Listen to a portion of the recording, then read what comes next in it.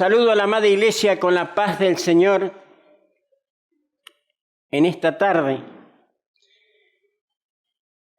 En esta tarde hermosa que nos da el Señor, quiero compartir la siempre viva y eficaz palabra de Dios. Y el tema que quiero compartir en esta tarde es muy importante para los matrimonios y aquellos que no están casados también debe ser de utilidad para cuando tengan su matrimonio y viva una vida conyugal sana, santa. Pedro continuaba hablando de la sumisión en este pasaje. Ya nos habló de la sumisión con las autoridades en el capítulo 1, la parte última del capítulo. Ya nos habló de la sumisión. Sigue hablando de la sumisión. Acá está hablando al matrimonio.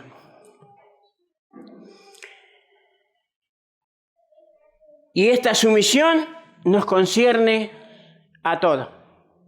A todo por igual. En las cartas de Pedro y Pablo dedican mucho tiempo a escribir instrucciones para las esposas y los esposos. Ellos saben que es el núcleo familiar, son los ladrillos que forman la estructura de la sociedad. En un hogar cristiano tiene que resplandecer la luz de Cristo. Si en nuestro hogar no está resplandeciendo la luz de Cristo, hay problema. El hombre y la mujer deben reflejar la luz de Cristo. Yo pregunto, ¿cuál es el resplandor de la luna durante la noche? ¿Sabía que la luna no tiene luz por sí sola, sino que los rayos solares reflejan sobre ella? Así tiene que ser un cristiano.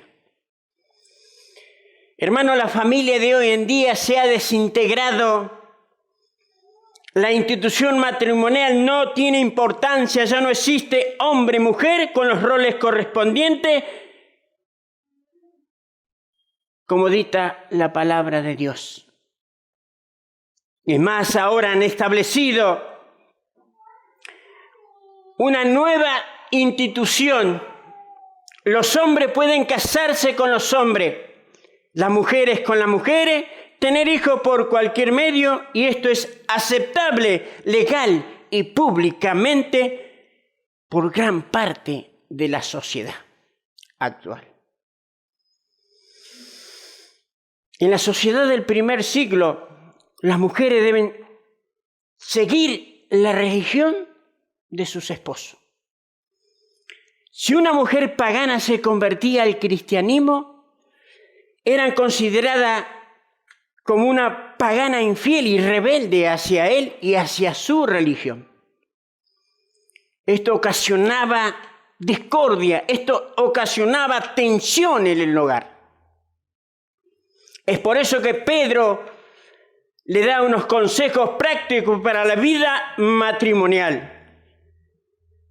Y en el capítulo anterior, Pedro exhorta a todos los creyentes a vivir como extranjeros y peregrinos en esta tierra. En función de esto debían batallar con los deseos carnales y debían mantener una buena manera de vivir entre los gentiles para que si Dios decidiera visitarlo, su buena obra fueran un instrumento para que los gentiles glorifiquen a Dios.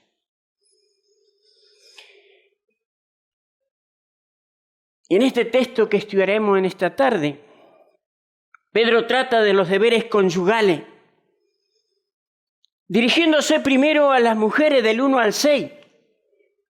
Y el versículo 7 habla de los maridos. Y podemos ver una gran diferencia entre las cartas que escribía Pablo a la iglesia de Éfeso. Mientras que Pablo dedica mucho más espacio a los maridos que a las mujeres.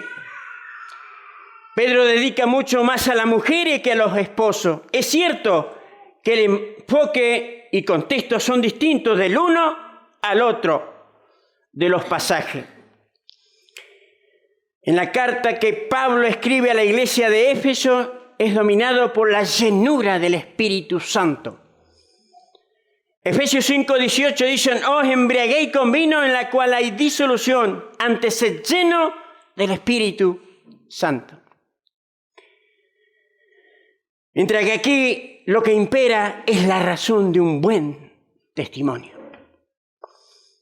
Cómo ganar al otro y dar gloria a Dios. Acá podemos ver la sabia recomendación de Pedro hacia las mujeres, es que para aquellos maridos que no alcanzaron la fe. Y el texto que quiero compartir hoy, esta tarde, Primera de Pedro, capítulo 3, del 1 al 7. Y dice así la siempre viva y eficaz palabra de Dios. Asimismo, mujeres, está sujeta a vuestros maridos, para que también los que no creen en la palabra sean ganados sin palabra por la conducta de sus esposas, considerando vuestra conducta casta y respetuosa. Vuestro atavío no sea el externo del peinado ostentoso, de adorno de oro o de vestido lujoso, sino el interior, el del corazón, en el incorruptible ornato de un espíritu afable y apacible, que es de gran estima delante de Dios.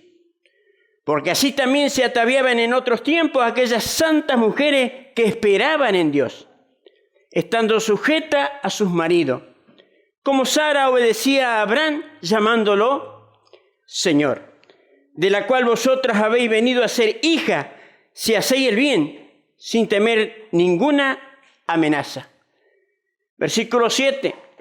Vosotros, maridos, igualmente, vivid con ella sabiamente, dando honor a la mujer como vaso más frágil y como coheredera de la gracia de la vida, para que vuestras oraciones no tengan estorbo.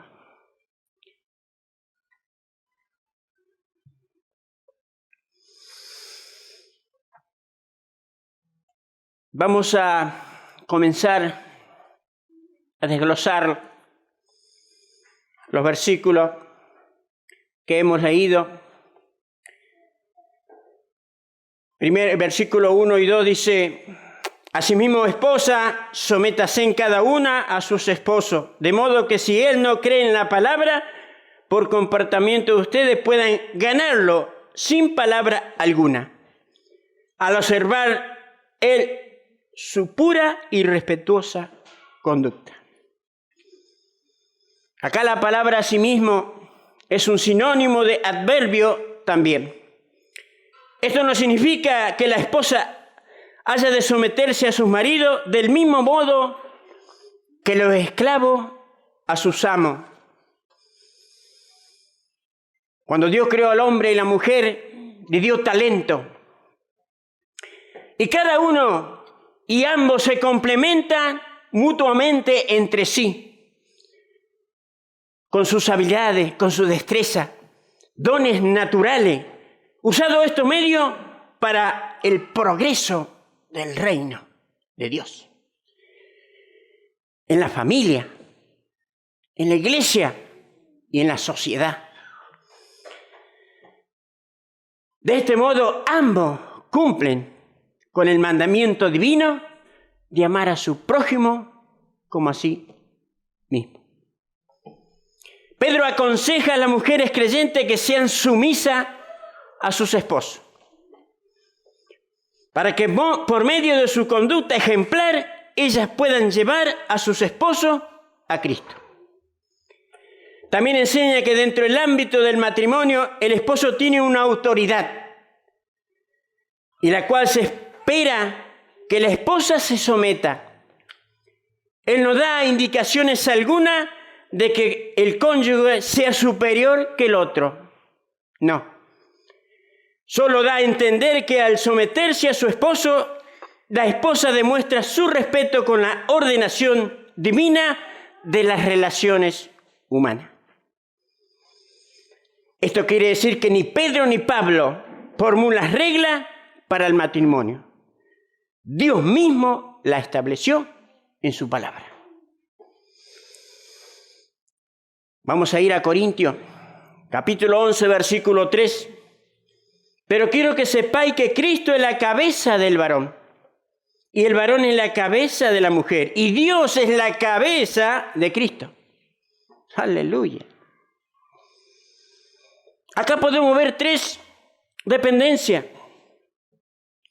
Cristo y el hombre y la mujer, y Dios y Cristo.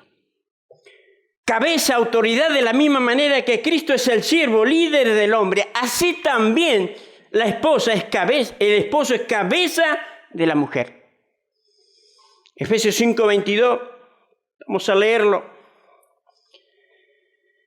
Casada, estén sujetas a sus propios maridos como al Señor. Si nos remontamos al principio de la creación, la caída del hombre fue el momento crucial para la humanidad. Allí en el huerto del Edén, Adán y Eva, ellos tranquilos vivían en ese lugar, felices en sus relaciones, bendecidos en vida, trabajo, sobre todo en paz con Dios. La culpa, la vergüenza, la enfermedad, la muerte, la enemistad, el peligro se desconocía. No había espino ni cardo para arruinar la belleza del jardín. Todo cambió cuando sucumbieron a la mentira de la serpiente. Génesis 3, 16 y 14 dice así, es decir, todo cambió cuando sucumbieron a la mentira de la serpiente y desafiaron la ley de Dios. Génesis 3, 14 y 16 dice, Jehová Dios dijo a la serpiente, por cuanto esto hiciste, maldita será entre todas las bestias y entre todos los animales del campo. Sobre tu cuerpo andarás y el polvo comerás todos los días de tu vida. Y pondré enemistad entre ti y la mujer, y entre tu simiente y la simiente suya. Esta te herirá en el calcañar y tú le herirás en la cabeza y tú le herirás en el calcañar. La mujer dijo, multiplicaré en gran manera los dolores en tu preñez. Con dolor darás a luz los hijos, y tu deseo será para tu marido, y él se enseñoreará de ti. Hasta el día de hoy, las mujeres luchan por ser cabeza de todo, aún del hombre.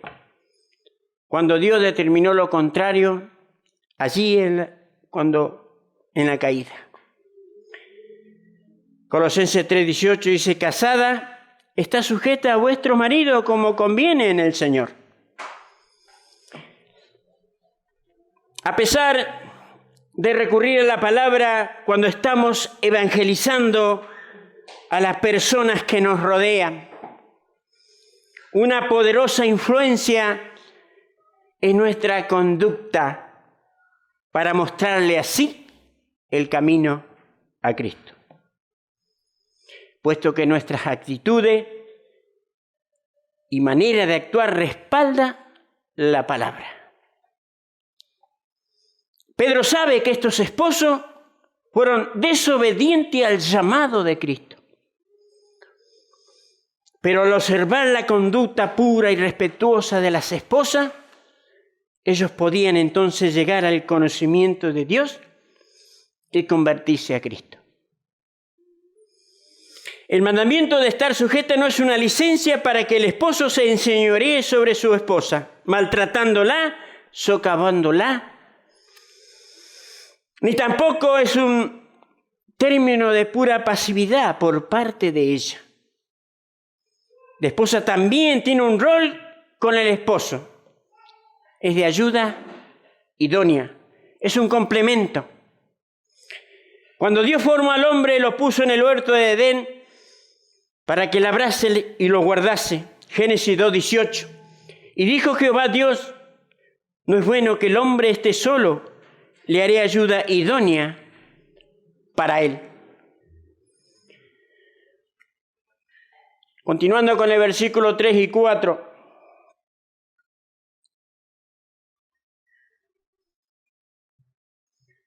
Habla del atavío. Estos versículos los debemos leer en forma conjunta. A ver, la comparación que Pedro hace al comparar la belleza exterior con la gracia interior. Enseña que esta última es mucho más importante que la primera. Y dice así, versículos 3 y 4. La belleza no debe consistir en adorno externo, tales como peinados ostentosos o de uso de joya de oro, ni vestido lujoso. El 4. Sino del ser interior, la incorruptible belleza de un espíritu suave y apacible. Dios considera de mucho valor esa belleza. Pedro le escribe a su hijo amado Timoteo, es un hijo en la fe. Le escribe al hermano Timoteo que le dice permanecer fiel en el Evangelio, organizar la iglesia, dice, conforme al patrón apostólico. Vamos a ver 1 Timoteo capítulo 2, 9 y 10. En cuanto a las mujeres, quiero que ellas se vistan decorosamente, con modestia y rescato, sin peinados ostentosos, ni oro ni perla, ni vestidos costosos. Que se adornen más bien con buenas obras, como corresponde a mujeres que profesan servir a Dios. Me pregunto, ¿está Pedro prohibiendo a las mujeres peinarse, adornarse de manera que resalte su belleza? No. El énfasis de Pedro no recae en la provisión, sino en el sentido adecuado de los valores cristianos. La belleza de la mujer va mucho más allá de su apariencia. No hay ninguna orden de que tenga el pelo desarreglado, que no usen cosmético o adorno, que vistan con ropa raída. Sin embargo, los excesos de ostentación y lujo en la apariencia pone de manifiesto al corazón de quien lo lleva. Pedro no está dirigiéndose a las esclavas que carecían de medios para usar ropa costosa. No. Al contrario, amonesta a las damas de esa época, a las damas ricas, que no enfaticen en la apariencia exterior, sino que desarrollen su belleza interior, un espíritu afable. La traducción literal del griego diría la oculta persona del corazón. Hermano, los peinados, la joya y la ropa costosa se usa para la ostentación. El ser interior está a la vista. El ser interior oculto a la vista. 1 Corintios 14, 25 dice, lo oculto de su corazón se hace manifiesto. Así, postrándose sobre el rostro, adorará a Dios, declarando que verdaderamente Dios está entre vosotros. Efesios 3, 16 dice, para que os des conforme a la riqueza de su gloria, el ser fortalecido con poder y el hombre interior por su espíritu. La belleza interior no pierde su brillo, sino que es permanente y estable a causa de un espíritu suave y apacible. La palabra griega traducida dice suave aparece solamente 4 veces en el Nuevo Testamento. 2 ocasiones se trata de la descripción que de sí mismo hace Jesús. Mateo 11, 29 dice así: llevad mi yugo sobre vosotros y aprendid de mí, que soy manso y humilde de corazón, y hallaréis descanso para vuestras almas. Mateo 21, 5 dice: decía la hija de Sión, he aquí tu rey viene a ti, manso, y sentado sobre un asna. Y otra es una bienaventurada dicha por Jesús en Mateo 5, 5. Bienaventurados los mansos y suaves. Y la última es la exhortación de Pedro, versículos 3 y 4 que estamos viendo, que insta a su lector a exhibir el mismo espíritu amable que manifestó Jesús durante su ministerio terrenal.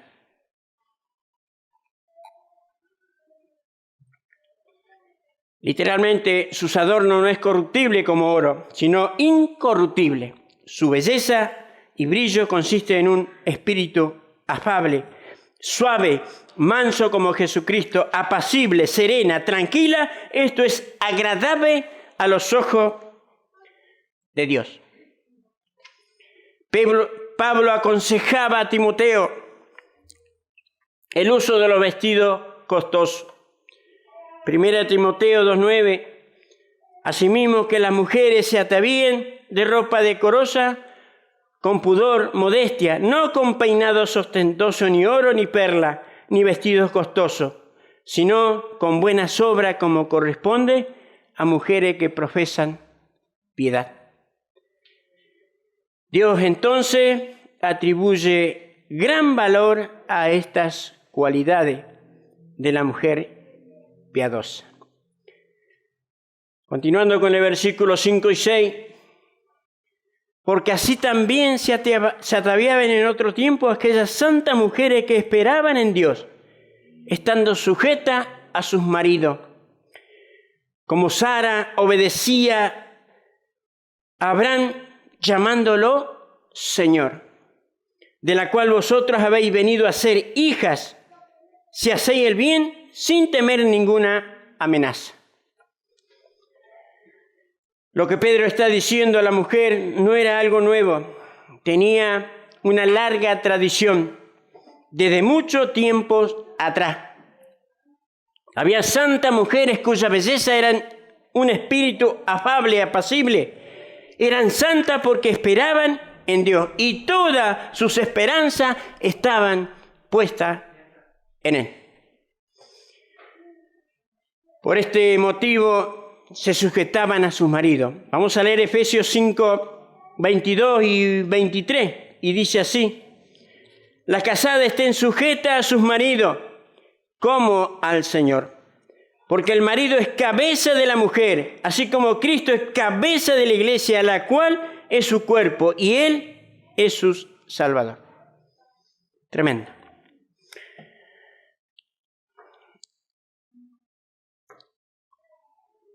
Bien, estas mujeres de hace muchos siglos, cuyo nombre no se menciona, tenían una cosa en común: su esperanza puesta en Dios. 1 Timoteo 5:5 dice: las viudas desamparadas, como han quedado solas, ponen su esperanza en Dios y perseveran noche y día en sus oraciones y súplicas. La esperanza en Dios es la verdadera santidad. Si Abraham es el padre de los creyentes, por lo siguiente, Sara es nuestra madre y ejemplo para las mujeres casadas de su tiempo. Pedro escribe, Sara obedeció a Abraham y lo llamaba mi Señor. Génesis 18:12 dice, se rió pues Sara entre sí, diciendo, después de que he envejecido tendré deleite, siendo también mi Señor ya viejo. Hermano, en nuestra cultura, ninguna esposa llama Señor a su marido, ni lo si lo hiciera, también el esposo sería el hazmerreír de la sociedad. También tenemos ejemplos modernos en ciertas partes de España, en Centroamérica. Los hijos todavía tratan a sus padres de usted, en vez de tutearlo. Pero al hacer esto no están demostrando un sentimiento servil, sino que están hablando en los términos que la cultura lo ha rodeado. El principio es de ser sumisa. La aplicación varía según el lugar y la época de la cultura. Por eso, dentro del marco de la propia cultura, Sara aplicó este principio y llamó Señor a Abraham. Pedro usa a Sara como ejemplo, indicando que ella es la madre espiritual de toda mujer cristiana que teme a Dios, así como Abraham es el padre de todo creyente, como lo dice Isaías 51, 1 al 2. Oídme lo que seguís la justicia, lo que buscáis a Jehová. Mirad a la piedra donde fuiste cortado y al hueco de la cantera donde fuiste arrancado. Mirad a Abraham, vuestro padre, y a Sara que os dio luz, porque cuando no era más que uno solo, lo llamé, y lo bendije, y lo multipliqué.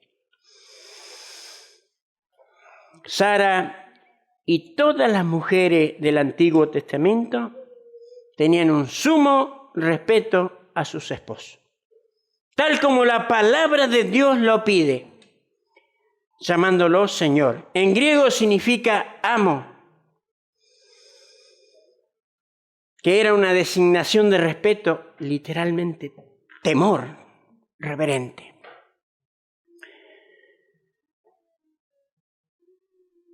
Y llegando al versículo 7, hermano varón, este versículo me está hablando a mí y nos está hablando a los varones. Y dice así, vosotros maridos igualmente, vivid con ella sabiamente, dando honor a la mujer, como vaso más frágil y como coheredera de la gracia divina, para que nuestras oraciones no tengan estorbo. Si bien para una mujer casada con un inconverso la situación puede ser difícil, no puede ser así con un matrimonio donde el esposo es cristiano o es creyente. Podemos ver 3 exhortaciones acá en este versículo. Dice, sean compasivos, demuestren respeto, oren sin impedimento. Si vamos a la Reina Valera, dice, vivir con ella sabiamente. Otra traducción dice, sean comprensivos con sus esposas. Dios habla hoy, y el lenguaje actual. La otra versión, la NBI, dice, sean comprensivos con su vida, en su vida conyugal.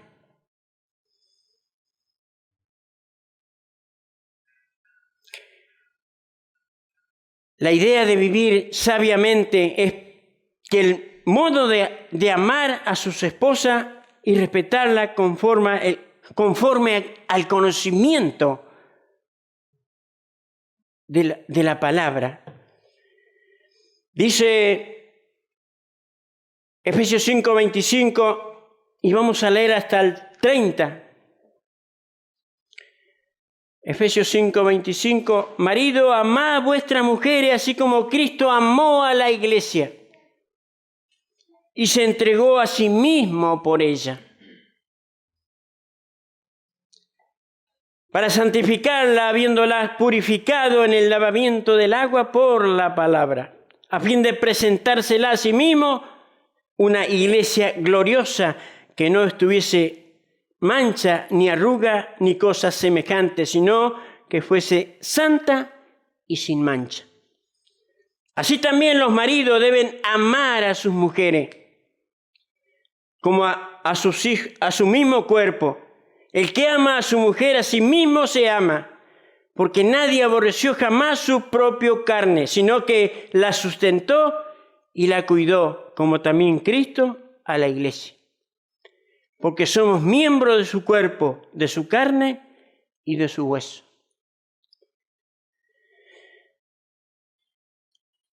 Colosenses 3:19 dice, marido, amad a vuestras mujeres, no seáis áspero con ellas.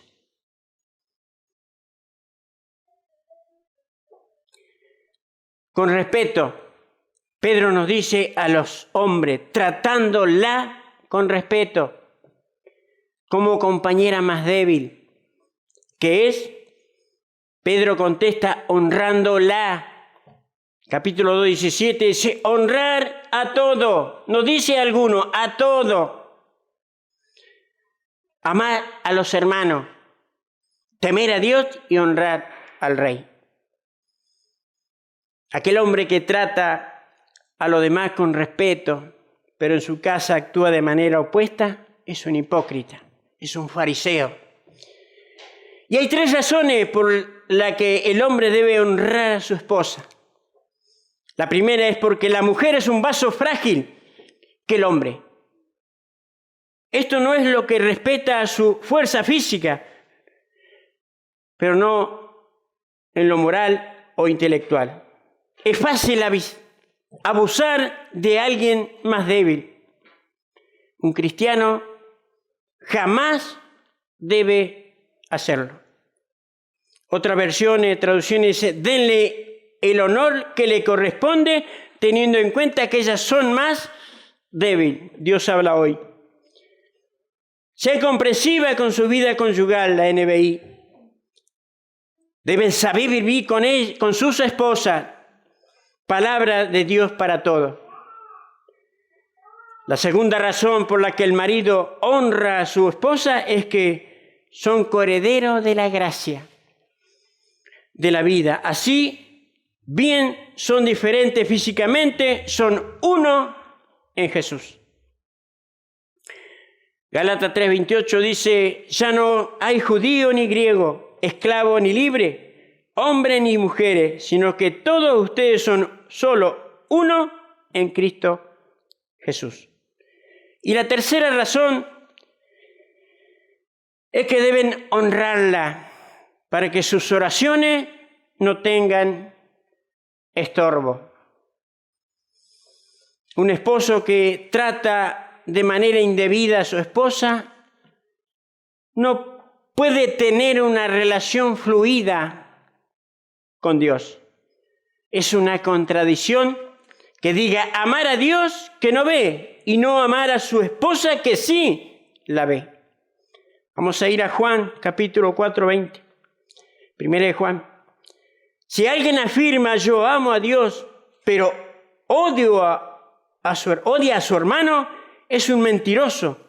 Pues el que no ama a su hermano a quien ha visto, no puede amar a Dios a quien no ha visto. Tremendo. Hermanos varones, tenemos que amar a nuestras esposas como Cristo amó a la iglesia. Para terminar, quiero concluir recopilando todo. Pedro nos viene hablando de cómo debemos comportarnos los cristianos, de cuál es la conducta que debemos tener según la palabra de Dios. Y en el capítulo 1, del 15 al 16, nos exhorta a un llamamiento a la vida santa. Versículo 15 dice: más bien sean ustedes santos en todo lo que hagan, como también es santo quien lo llamó. Pues está escrito: sean santos porque yo soy santo. Y el capítulo 2, del 11 al 12, nos llama extranjero y peregrino. Pues nuestra ciudadanía no está en la tierra, sino está en los cielos. Y nuestras leyes y nuestras normas, conductas están regidas por la palabra de Dios.